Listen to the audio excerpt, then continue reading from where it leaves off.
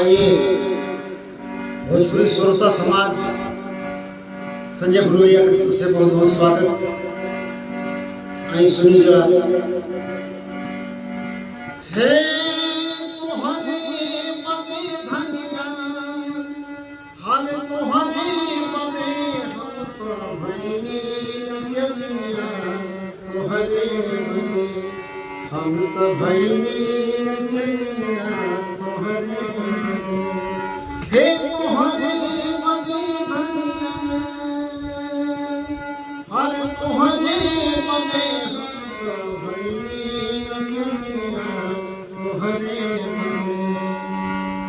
होठवा के लाली हो आँखी के कजरवा, होठवा के लाली हो आँखी के कजरवा, भइनी मर्द से जननवा, तुहरे बदे। भइनी मर्द से जननवा, तुहरे बदे।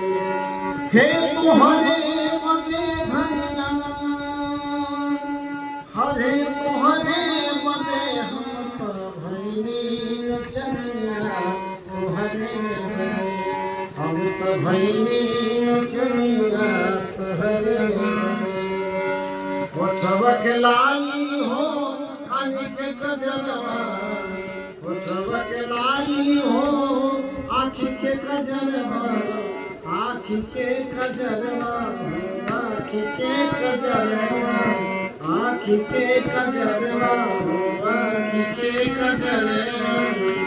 होठवा के लाली हो आँखी के कजरवा, भइनी मर्द से जननवा, तुहरे बदे। भइनी मर्द से जननवा, तुहरे बदे।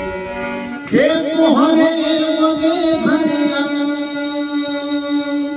हे तुहरे बदे धनिया, तुहरे बदे हम तो भइनी नचनिया, तुहरे बदे हम तो भइनी नचनिया, तुहरे बदे हम तो भइनी नचनिया।